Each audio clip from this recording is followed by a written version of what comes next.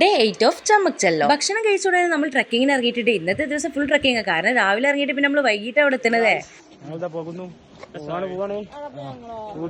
നമ്മുടെ മുമ്പിൽ 2 ഓപ്ഷൻ ഉള്ളത്. ഒന്നെങ്കിൽ നമ്മൾ ട്രക്ക് ചെയ്ത് കയറുക, അല്ലാന്നുണ്ടെങ്കിൽ ഇതാ ഇതുപോലത്തെ ജീപ്പിൽ നമ്മൾ അവിടെ മേലെ കൊണ്ടാക്കി തരും. ജീപ്പിൽ പോവാന്നുണ്ടെങ്കിൽ പിന്നെ വീണ്ടും അവിടെ നിന്ന് 1 മണിക്കൂർ നടക്കാണ്ട്. എന്നാൽ പിന്നെ ഒന്നും നോക്കില്ല, നമ്മൾ ഫുൾ എനർജി ഇല്ലെന്ന് പറഞ്ഞിട്ട് നടക്കാറങ്ങി.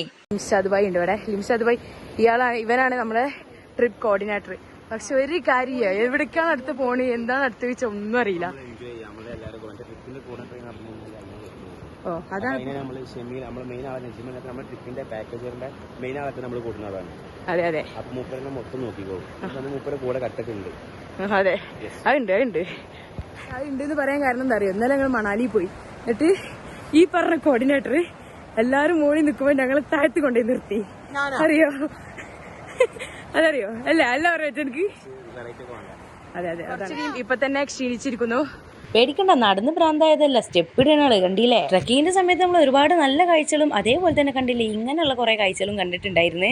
പിന്നെ അതിനിടെ ഇതുപോലത്തെ നല്ല പ്രാന്തകൾ നമുക്കുണ്ട്. അതായത് നല്ല സ്റ്റോൺസ് അതുപോലെ അങ്ങനെ എന്തെങ്കിലുമൊക്കെ ബ്യൂട്ടിഫുൾ ആയിട്ടുള്ള എന്തെങ്കിലും കണ്ട് നമ്മളെടുത്ത് കളക്ട് ചെയ്യും. തിന്നുക, റെസ്റ്റ് എടുക്കുക, വെള്ളം കുടിക്കുക, നടക്കുക, ഇതന്നെ മെയിൻ ആയിട്ടുള്ളത്. കാരണം ഞങ്ങൾക്ക് എത്ര മണിക്കൂറാ, ഐ തിങ്ക് 6 മണിക്കൂർ എന്തോ ഞങ്ങൾക്ക് ട്രക്ക് ചെയ്യാണ്ട് മേലേക്ക് കയറണം ഗ്രഹൻ വില്ലേജിലേക്ക്. പക്ഷെ ഇതാവത് എന്താ വെച്ചാൽ ഇവിടുത്തെ ക്ലൈമറ്റ്, ഈ ക്ലൈമറ്റ് കൊണ്ട് നമുക്ക് ഇവിടെ നിന്ന് നടക്കാൻ പറ്റുന്നില്ല. അതാണ് മെയിൻ. ഏതാ മൂട്, പൊളി മൂട്. അപ്പൊ ഇതേതാ മൂട് ചോദിച്ചപ്പോ പറയണേ ഏകാന്ത ചന്ദ്രിക മൂടാണെന്നേ.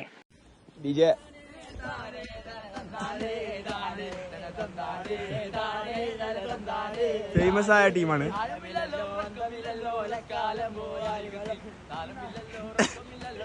മലയാളീസ് ആണ്. മൊത്തത്തിൽ പറഞ്ഞ അവിടെയുള്ള എല്ലാം ആസ്വദിച്ചിട്ടാ ഞങ്ങള് പോയിട്ടുണ്ടായിരുന്നു. പിന്നെ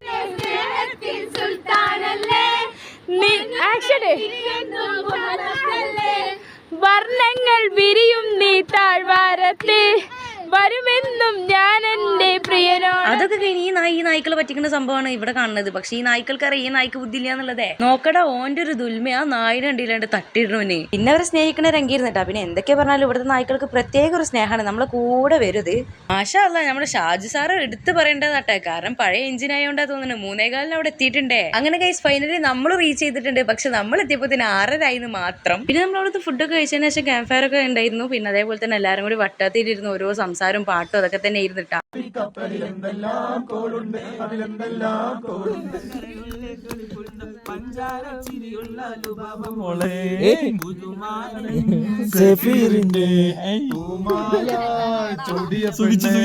ചിക്കൻ ചുടുന്ന പോലെ നമ്മളെ ഷോക്സ് ഇരുന്ന് ചുടിയുന്നേ. കാരണം ഷോക്സ് തണുത്തിൽ നമുക്ക് ഇടാൻ പറ്റില്ല. അപ്പൊ വീഡിയോ ഇഷ്ടപ്പെട്ടു.